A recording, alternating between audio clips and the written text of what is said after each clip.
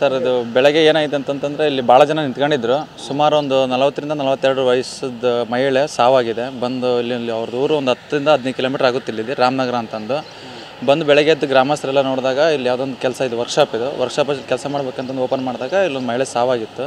ಹಂಗೆ ಜನಗಳೆಲ್ಲ ನಿಂತ್ಕೊಂಡು ನೋಡಿದ್ದಾರೆ. ಅದು ಕೊಲೆನೋ ಅಥವಾ ಮಾನಸಿಕವಾಗಿ ತನಗೆ ತಾನೇ ಸತ್ತೋಗಿರೋದೋ ಏನಂತಂದು ಗೊತ್ತಾಗ್ತಿಲ್ಲ. ಸಾಹೇಬರು ರೂರಲ್ ಪೊಲಿಟಿಷಿಯನಿಂದ ಸಿದ್ದೇಶ್ವರ ಅವರೆಲ್ಲ ಬಂದು ತನಿಖೆ ಮಾಡಿದ್ದಾರೆ ಪೊಲೀಸ್ನವರು. ಈಗ ನೆಕ್ಸ್ಟ್ ಅದ್ರ ವಿಚಾರ ಅದು ಸಾವು ಅಥವಾ ಮಾನಸಿಕವಾಗಿ ಸತ್ತಿರೋದು ಏನು ಅಂತಂದು ವಿಚಾರಣೆ ಮಾಡೋಕ್ಕೆ ಪೊಲೀಸ್ನವರು ತನಿಖೆ ನಡೆಸ್ತಿದ್ದಾರೆ. ಆದಷ್ಟು ಬೇಗ ಅದು ಕೊಲೆ ಆಗಿದ್ದರೆ ಯಾರು ಮಾಡಿದಾರೋ ಅವರಿಗೆ ಶಿಕ್ಷೆ ಆಗಬೇಕಂತಂದು ಪೊಲೀಸರಿಗೆ ಮತ್ತು ದಾವಣಗೆರೆ ಜಿಲ್ಲಾಧಿಕಾರಿಗಳಿಗೆ ಎಲ್ಲರಿಗೂ ಮನವಿ ಮಾಡ್ಕೊತೀವಿ ಸರ್. ಅಷ್ಟೇ.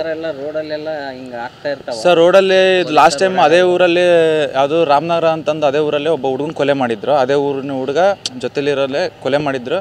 ಬಟ್ ಅದು ಅವರಿಗೆ ಶಿಕ್ಷೆ ಆಯಿತು. ಇದೇ ಜಾಗದಲ್ಲೇ ಇದೇ ರೋಡಲ್ಲೇ ಮುಂದೆ ಸ್ವಲ್ಪ. ಬಟ್ ಇದು ಬಿಟ್ಟರೆ ಮತ್ತು ನೆಕ್ಸ್ಟು ಅದೇ ಊರಿನವರೇ ಅಂತಂದು ಹೇಳ್ತಿದ್ದಾರೆ. ಬಟ್ ಮತ್ತೆ ಈ ಥರನೇ ಆಗಿದೆ ಸರ್. ಸುಮಾರು ಇಲ್ಲೊಂದು 6 ತಿಂಗಳು 1 ವರ್ಷಕ್ಕೆ 1 ಸಲ 2 ಸಲ ಆಗೇ ಇರ್ತಾವೆ ಸರ್ ಈ ಥರ. ಯಾವುದು ಗೋಲ್ರಟ್ಟಿ ರೋಡು ಹೈವೇ ಸರ್. ಪೊಲೀಸರು ವೆಹಿಕಲ್ ಅಡ್ಡಾಡ್ತಾರೆ ಸರ್. ವಯಸ್ಸಾಳ ಓಡಾಡುತ್ತೆ ಇಲ್ಲ ಅಂತ ಹೇಳಲ್ಲ. ಬಟ್ ಅವ್ರು ಇಲ್ಲದೇ ಇರೋ ಸಮಯ ನೋಡ್ಕೊಂಡು ಬಂದು ಈ ಥರ ಮಾಡ್ಕೊಂಡು ಹೋಗ್ತಿದ್ದಾರೆ ಸರ್. ಎಲ್ಲ ಬಂದು ಕುಡಿದು ಬಂದು ಈ ಥರ ಇಲ್ಲಿ ಮಾಡ್ತಾರೆ ಸರ್ ಪ್ಲೇಸು. ಸರ್ ಬಾಟ್ಲು ಅಂತಂದರೆ ಇದು ಮಹಿಳೆ ಬಿದ್ದಿರೋ ಸ್ಪಾಟಲ್ಲಿ 3 ಬಾಟ್ಲಿ ಇದ್ದಾವೆ ಸರಿನಾ. ಇದ್ದಾವೆ. ಇಲ್ಲೇ ಕುಡಿದು ಮಾಡಿದಾರೋ ಅಥವಾ ಎಲ್ಲೋ ಬಂದು ಕುಡಿದು ಮಾಡಿ ಈ ಥರ ಮಾಡಿದಾರೋ ಏನಂತ ಗೊತ್ತಾಗ್ತಿಲ್ಲ. ಬಟ್ ನೆಕ್ಸ್ಟ್ ವಿಚಾರ ಅದೇನಿದೆ ಅದು ಸ್ವಲ್ಪ ಪೊಲೀಸ್ನವ್ರು ತನಿಖೆ ಮಾಡ್ಕೊಂಡು ವಿಚಾರಣೆ ಸ್ವಲ್ಪ ಮಾಡ್ಬೇಕಂತಂದು ತಮ್ಮಲ್ಲಿ ಕೇಳ್ಕೊತೀವಿ ಅಷ್ಟೇ ಸರ್. ಚಪ್ಪಲು ಒಂದು ಇಲ್ಲಿದೆ ಸರ್ ಸ್ಪಾಟಲ್ಲಿ ಒಂದಿದೆ. ಮತ್ತು ಇನ್ನೊಂದು ಎಲ್ಲಿದೆ ಅಂತ ಗೊತ್ತಿಲ್ಲ. ಬಟ್ ವೆಹಿಕಲ್ ಅದೆಲ್ಲ ಮುಂದೆ ಇದೆ ಅಂತಂದು ಹೇಳ್ತಿದ್ದಾರೆ. ಬಟ್ ಅದು ಎಲ್ಲಿದೆ ಅಂತ ಗೊತ್ತಿಲ್ಲ. ಸ್ವಲ್ಪ ಇದು ಮಾಡ್ಬೇಕಾಗುತ್ತೆ ಸರ್ ಅಷ್ಟೇ